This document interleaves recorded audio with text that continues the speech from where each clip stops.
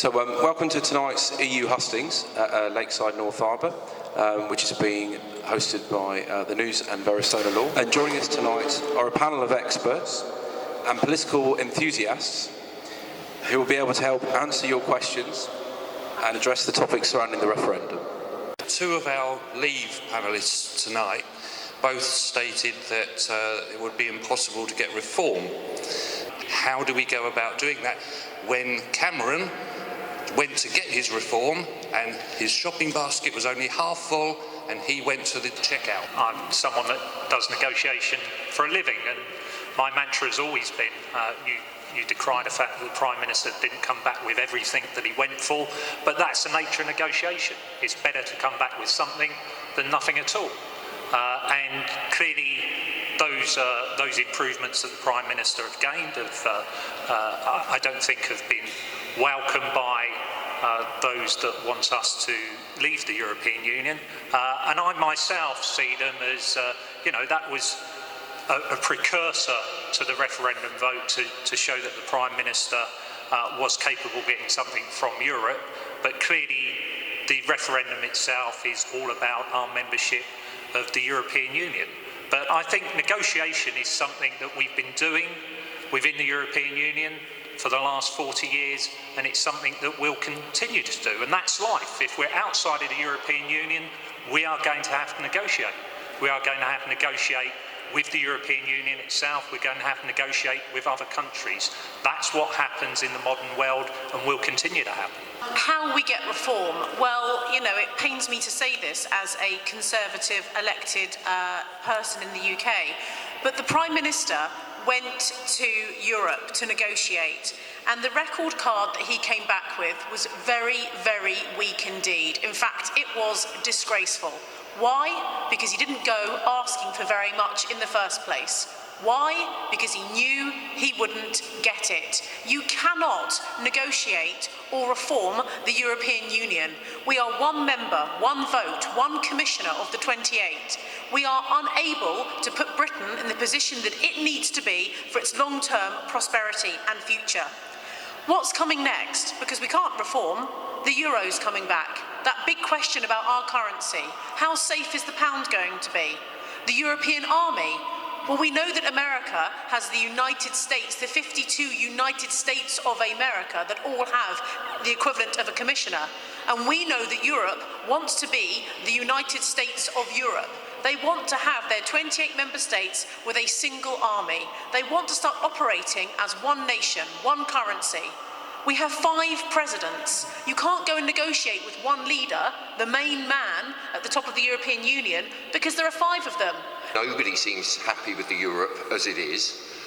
How do we get reform? Well, the answer is we won't. And the reason I say that so emphatically is I'm a believer in judging people and institutions by their actions. Not what they say, but what they do. Let's look at the last time we had a real renegotiation and tried to get reform. That was when Tony Blair told us he had secured reform of the Common Agricultural Policy. In return for that, we gave up around half of our national rebate to the EU budget. What happened?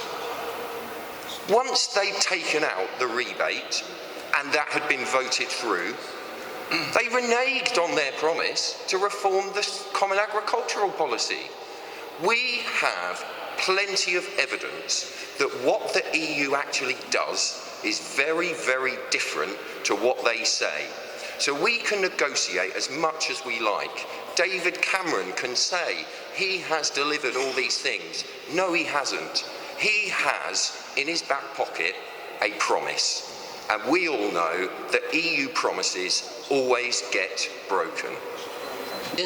We have a seat at the table, we can negotiate, we can bring our own ideas forward, as every Prime Minister since we joined the European Commission and European Economic Community has done. They've brought ideas forward, and some of them have been successful, some of them have been less successful.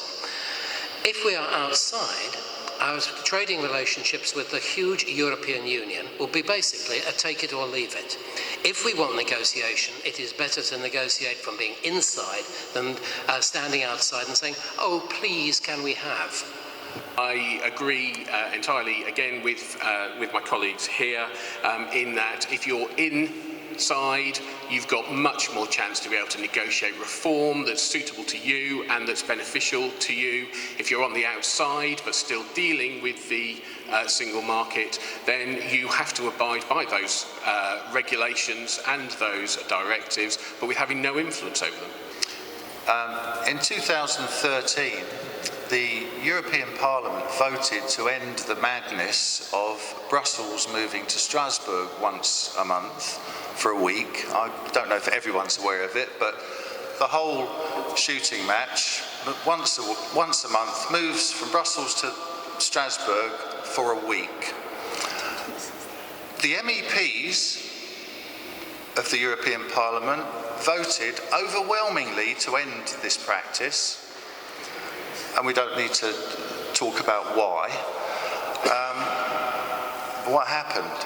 France vetoed the decision, so the practice carries on. That's how reformable the European Union is. We have a winner-takes-all system in this country, where you win or you lose, and people see discussion in the EU as we win or we lose. There's never a sort of in between, and that's the way the debate's gone on for years and years and years. Politicians have been a bit dishonest about that, actually. We have plenty of allies in Scandinavian countries and elsewhere who want to see the EU change, and we can work with them to get change. It's a time-consuming process, a difficult process. We don't always get everything we want, but there are certainly countries in the EU who want to see the EU move in different directions and be more flexible. And in fact, the European Union is developing into a more flexible organisation, with some countries going for a more coordinated, consolidated monetary union, and a group of other countries that are going to be outside of that. So there will have to be a more flexible way of working if that is going to work. And it's clear that nobody within the EU wants to break this up, so they've got to be careful of that. So I think I'm much more optimistic about our ability to negotiate.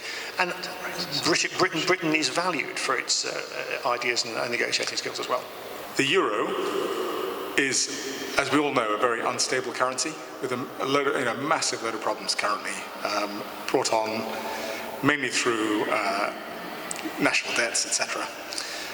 But the fundamental principle behind the euro is that you need a collective think in terms of how you deal with the sort of macro problems that a currency faces, as we do in this country. We demonstrate that with the United Kingdom, in that Scotland, Wales, Northern Ireland, England, we all join together in a single fiscal policy that allows us to weather the storm when we need to. Europe doesn't have that benefit. Europe needs to be able to combine the efforts of those Euro states in order to stabilize that currency. What that means is that the European Union, like the name says on the tin, has to move progressively towards a union, and that is why in the 57 Treaty, the whole principle behind it of ever closer union must prevail. So whatever we think we can negotiate through David Cameron and co, by going along there and getting opt-outs and special status and all that kind of stuff, the fact of the matter is we are wedded to, at the moment, a single currency. Even though we're not part of it, we are attached to it from the sides. And that single currency requires a political union. And as long as that prevails, which is as long as the euro prevails, then unfortunately you're never going to get the reform that we want, which is to move out of the federal union.